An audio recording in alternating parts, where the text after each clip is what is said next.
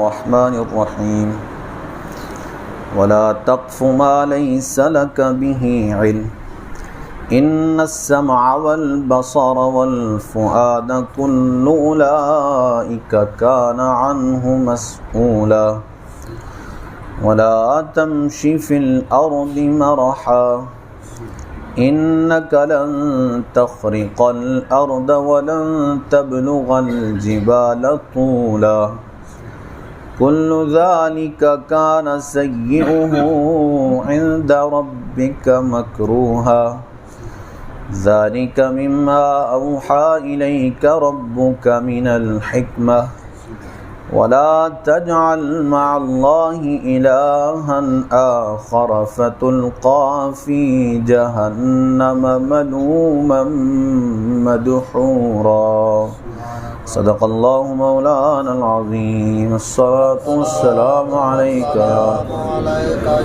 سيدي يا رسول الله وعلى آلك أصحابك يا سيدي يا حبيب الله الصلاة والسلام عليك يا سيدي يا نبي الله وعلى آلك وأصحابك يا سيدي يا نور الله ولا تقف ما ليس لك به علم، اور اس بات کے پیچھے نہ پڑ جس کا تجھے علم نہیں. ان السمع والبصر والفؤاد، بے شک کان اور آنکھ اور دل، کل اولئک کان عنہ مسئولا، ان سب کے متعلق سوال ہونا ہے. کبیرہ گناہوں کا جو ہے وہ تذکرہ چل رہا ہے اس رکوع کے اندر. یہاں ارشاد فرمایا اس آیت میں کہ جس بات کا علم نہ ہو اس کے پیچھے نہ پڑو. اس کی مختلف جو ہے وہ تفسیر علماء نے بیان کی ہیں. بعض فرماتے ہیں کہ اس سے مراد جھوٹی گواہی دینا ہے کہ جھوٹی گواہی نہ دو، اور بعض کے نزدیک اس سے مراد کسی بھی شخص پر الزام تراشی کرنا ہے، وہ الزام لگانا کہ جس کے بارے میں بندے کو معلوم نہ ہو، نہ اس نے دیکھا ہو نہ سنا ہو، لیکن پھر بھی اس پر الزام تراشی کر رہا ہو. ہمارے معاشرے میں یہ وبا عام پائی جاتی ہے. لوگ جو ہے وہ ایک دوسرے پر الزامات لگا رہے ہوتے ہیں، اور اگر اس الزام لگانے والے سے پوچھ لیا جائے کہ اس کا ثبوت کیا ہے، تو اس کے پاس ثبوت کے طور پر کہنے کو صرف یہی ہے کہ میں نے فلاں بندے سے سنا تھا، اور وہ جس سے سنا تھا اس کے پاس بھی ثبوت کے لیے یہی ہے کہ میں نے فلاں سے سنا تھا. وہ سنتی سناتی بات جو ہے وہ آگے بڑھتی گئی، کسی کو جو ہے وہ حقیقت حال کا کچھ پتہ نہیں ہے. تو اس سے اللہ عز و جل نے منع فرمایا کہ جس کے بارے میں پتہ نہ ہو تو اس کے بارے میں جو ہے وہ گفتگو نہ کرو. اس کا بڑا بہترین طریقہ جو ہے وہ اسلام نے ہمیں بتایا ہے کہ اگر کوئی بندہ ہمارے پاس کسی کے متعلق خبر لے کر آتا ہے تو ہم نے اس خبر کی جانچ پڑتال کرنی ہے، کیونکہ اللہ نے فرمایا یا ایھا الذین آمنوا ان جاءکم فاسق بنبأ فتبینوا، اے ایمان والو اگر کوئی فاسق تمہارے پاس خبر لائے تو تم اس خبر کے متعلق پہلے جانچ پڑتال کرو. تم جو ہے وہ دیکھو کہ کیا واقعی وہ سچ بول رہا ہے یا کسی کے متعلق جھوٹا پروپیگنڈا کر رہا ہے، کسی کے متعلق جو ہے وہ جھوٹی الزام تراشی کر رہا ہے. پہلے اچھی طرح سے تحقیق کرو خبر کی، پھر جو ہے وہ کسی کے بارے میں رائے قائم کرو. صرف سنی سنائی بات پر یا کسی کے کہنے پر جو ہے وہ اس کے متعلق رائے قائم نہ کرو. پھر اس بات سے جو ہے وہ ہمیں یہ معلوم بھی ہوا کہ جس چیز کا علم نہ ہو، چاہے وہ گواہی ہے، چاہے وہ الزام تراشی ہے، چاہے وہ دینی مسائل ہیں، جن کا علم نہ ہو ان میں جو ہے وہ گفتگو کرنے سے بندے کو محفوظ رہنا چاہیے. یہ ہمارے ہاں جو ہے وہ المیہ ہے کہ لوگ دین کے متعلق گفتگو کرنا شاید اپنا حق سمجھتے ہیں. جس کو پتہ نہیں بھی ہے وہ بھی جو ہے وہ دین کے متعلق کہے گا کہ میری اس میں یہ رائے ہے، یا میرا جو ہے وہ سمجھنا یہ ہے کہ اس میں ایسا مسئلہ ہونا چاہیے، حالانکہ اسے الف با بھی نہیں پتہ، اسے کوئی خبر نہیں ہے کہ اس کے متعلق قرآن میں کیا آیا ہے، اس کے متعلق رسول پاک نے حدیث میں کیا فرمایا ہے، اس کے متعلق ہمارے سلف صالحین علماء کا کیا موقف رہا ہے، کچھ نہیں معلوم. لیکن چونکہ جو ہے وہ ہمارے ہاں یہ مسئلہ عام ہو چکا ہے، ہر ایک نے اپنی رائے ضرور دینی ہے، اور خاص کر دینی معاملے میں. باقی ہر معاملے میں لوگ جو ہے وہ خاموش رہیں گے، لیکن دینی معاملے میں اپنی رائے پیش کرنے کی کوشش کریں گے. تو اس سے بھی جو ہے وہ ہمیں بچ کے رہنا چاہیے کہ جس کا علم نہیں اس کے متعلق جو ہے وہ گفتگو نہ ہی کریں تو بہتر ہے. پھر فرمایا ان السمع والبصر والفؤاد، بے شک کان، آنکھ اور دل، کل اولئک کان عنہ مسئولا، ان سب کے متعلق سوال کیا جائے گا کہ کان سے تم کون سی چیزیں سنا کرتے تھے، حلال و حرام کا فرق تھا کہ نہیں، حرام چیزیں تو نہیں سنتے رہتے تھے کہیں، یا حلال چیزیں سنتے تھے. یہ سارے سوال کان کے متعلق کیے جائیں گے. اسی طرح آنکھوں کے متعلق سوال کیا جائے گا کہ آنکھ کے ذریعے کیا دیکھا تھا، آنکھ کے ذریعے حلال جو ہے وہ مناظر دیکھے تھے یا بدنگاہی اور حرام مناظر کے اندر پڑے ہوئے تھے۔ اور اسی طرح دل کے متعلق سوال کیا جائے گا کہ دل کے اندر ہمیشہ اچھے خیالات ہوتے تھے، اچھے جذبات ہوتے تھے، یا پھر جو ہے وہ برے خیالات اور برے جذبات جو ہے وہ دل کے اندر ہمیشہ رہتے تھے۔ ان ساری چیزوں کے متعلق کل بروز قیامت سوال کیا جائے گا۔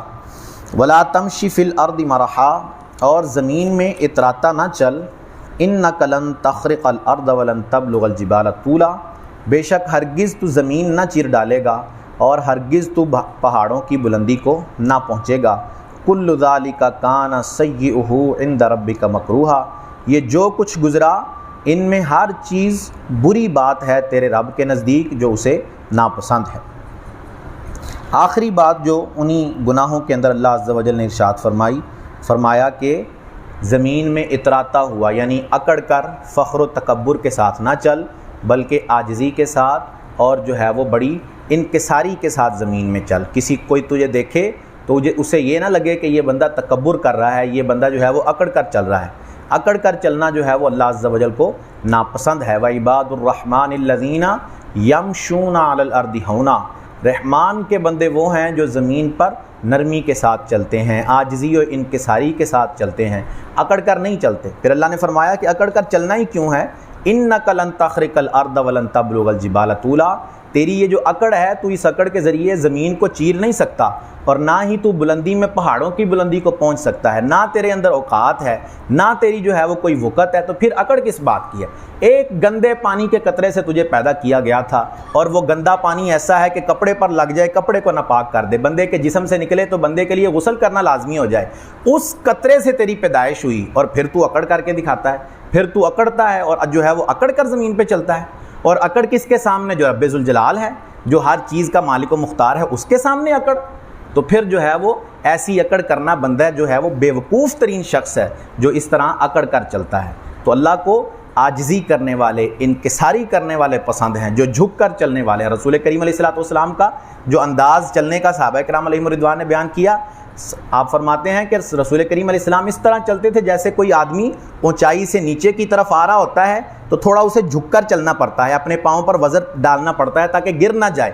اس طرح رسول کریم علیہ السلام عام حالات میں بھی چلا کرتے تھے۔ تو ہم جو ہے وہ اکڑ کر اور سینہ تان کر جو ہے وہ چوڑے ہو کر چلیں، کس لیے؟ کس کو دکھانا چاہتے ہیں؟ اللہ کو دکھانا چاہتے ہیں، وہ جو ہر چیز کو جانے، اسے پتہ ہے ہماری کتنی اوقات ہے۔ گھر میں شاید کھانے کو نہ ہو، لیکن میں نے اکڑ کر چلنا ہے کہ میں نے دکھانا ہے لوگوں کو کہ میں جو ہے وہ بڑا چودھری آدمی ہوں۔ چودراہٹ کس چیز کی ہے؟ کسی چیز کی چودراہٹ نہیں ہے۔ ساری بادشاہی سب کچھ اللہ عز و جل کا ہے، اس کے سامنے کسی کا کوئی کچھ نہیں ہے۔ تو اس کے سامنے ہمیشہ جھک کر انکساری کے ساتھ، من تواضع للہ، جس نے اللہ کے لیے انکساری کی، عاجزی کی، فقد رفعہ اللہ، تو اللہ نے اسے بلند کر دیا، اونچا کر دیا اس کا مقام و مرتبہ۔ اور جس نے جو ہے وہ تکبر کیا تو اللہ نے اسے لوگوں کے سامنے ذلیل و رسوا کر دیا، وہ بندہ ذلیل و رسوا ہو گیا۔ تو ہمیشہ عاجزی، انکساری کے ساتھ جو ہے وہ چلنا چاہیے بندے کو۔ فرمایا کل ذالک کان سیئہ عند ربک مکروہا، پیچھے جتنی چیزیں بیان کر دی گئی ہیں سب کی سب اللہ عز و جل کے ہاں ناپسندیدہ اور بری چیزیں ہیں جنہیں اللہ ناپسند فرماتا ہے۔ ذالک مما اوحی الیک ربک من الحکمہ، یہ ان وحیوں میں سے ہے جو تمہارے رب نے تمہاری طرف بھیجی، حکمت کی باتیں۔ ولا تجعل مع اللہ الہا آخر، اور اے سننے والے اللہ کے ساتھ دوسرا خدا نہ بنا، فتلقی فی جہنم ملوما مدحورا، کہ تو جہنم میں پھینک دیا جائے گا ملامت کیا ہوا اور دھکے کھاتا ہوا۔ اس آیت کے متعلق سیدنا عبداللہ ابن عباس فرماتے ہیں کہ یہ جو پیچھے 18 آیتیں گزری ہیں جن میں یہ سارے احکامات بیان کیے گئے، یہ حضرت موسیٰ کے پاس جو توریت کی تختیاں تھیں ان کے اندر بھی یہ آیتیں موجود تھیں، اور ان آیتوں کی ابتدا ہوئی تھی جو ہے وہ اللہ عز و جل کے ساتھ توحید، اس کی توحید کو بیان کیا گیا، لا تجعل مع اللہ الہا آخر، یہاں سے آیتیں شروع ہوئیں، اور آخر میں آ کر بھی جو ہے وہ شرک و بت پرستی سے بندے کو منع کیا گیا۔ تو اس سے علماء کہتے ہیں کہ اس سے یہ بات پتہ چلی کہ ہر جو عمل ہے اس کی حکمت اور اس کا جو ہے وہ ثواب سارا کا سارا اللہ کی توحید اور شرک و بت پرستی سے باز رہنے کے ساتھ جڑا ہوا ہے۔ جو توحید باری تعالیٰ کے ساتھ چل کر پھر یہ سارے اعمال کرے گا تو وہ بندہ جو ہے وہ کامیاب و کامران ہوگا۔ جس کی توحید میں کوئی خطرہ ہے، جس نے کوئی شرک و بت پرستی کر رکھی ہے، تو اس کا جو ہے وہ یہ سارے اعمال اگرچہ وہ جو مرضی کرتا رہے، اس کے جو ہے وہ کوئی اعمال قابل قبول نہیں ہوں گے۔ اللہ عز و جل سے دعا ہے کہ ہمیں قرآن کی صحیح فہم عطا فرمائے، آمین بجاہ خاتم النبیین صلی اللہ علیہ وسلم۔ اللہم صلی علی سیدنا و مولانا محمد مبارک وسلم علیہ۔ مالک کریم عز و جل نماز فجر ادا کرنا، درس کرنا، سننا اپنی بارگاہ میں قبول فرما۔ نماز کی غلطیاں، درس کی غلطیاں، ہمارے سارے صغیرہ اور کبیرہ گناہ اپنے فضل و کرم سے معاف فرما۔ ہم سب کی، ہمارے ماں باپ کی اور رسول کریم علیہ السلام کی ساری امت کی مغفرت فرما۔ ہم سب کو 5 وقت باجماعت نماز پڑھنے کی توفیق عطا فرما۔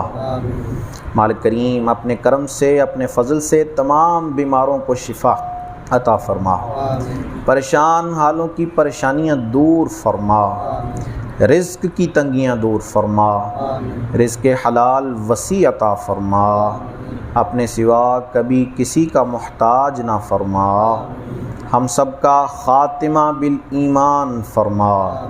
وصلی اللہ تعالی علی رسولہ خیر خلقہ محمد وعلی آلہ واصحابہ اجمعین برحمتک یا ارحم